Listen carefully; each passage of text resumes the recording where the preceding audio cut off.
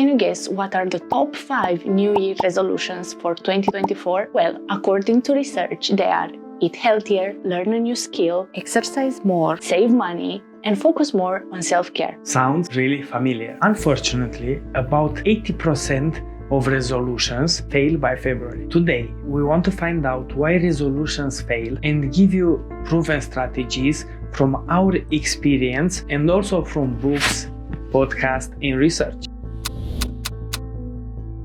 According to research, the primary reason is having unrealistic expectations. The researchers found that majority of people set overly ambitious goals that exceed their capacity, and this leads to quick burnout. Other top reasons are vague plans, forgetting to plan for obstacles, lack of tracking progress, and focusing on end results and not enjoying the process.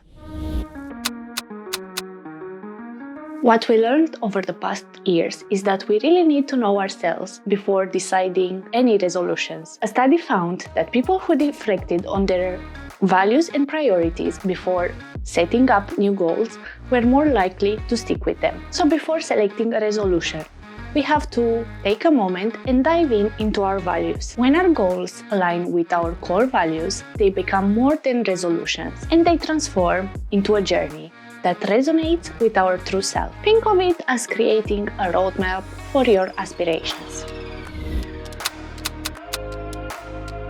While we may have many areas that we want to improve in the new year, limiting ourselves to just one resolution at a time can optimize our chances of achieving it.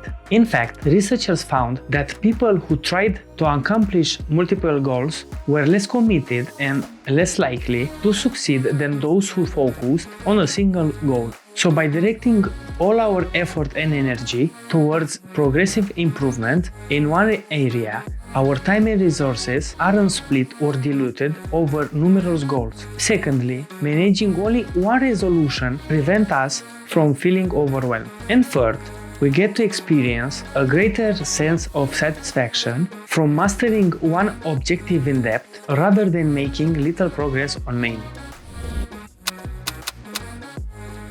According to a study, people with detailed plans for achieving goals were twice more likely to succeed than those with vague plans.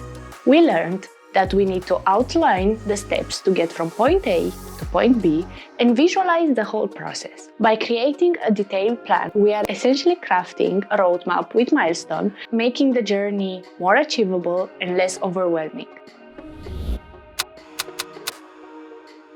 Our brain loves short-term gratification. A Harvard study found that immediate rewards help sustain motivation better than distant payoffs. And the problem is that sometimes it's really hard to motivate ourselves to do something now for a reward that is gonna come in the future. So what we need to do is to find out what we can get in the present moment. For example, one of my goals is to go to the gym more often. However, since I've been working remote for the past couple of months, one of the cons of doing that is that you get really comfortable being at home and it's quite hard for me to motivate myself to get to the gym. So I could allow myself to listen to music in the road to the gym because while at home, I don't often listen to commercial music. So by doing that, I will get an instant reward and be more likely to achieve my goal. So I'll have to put that into practice.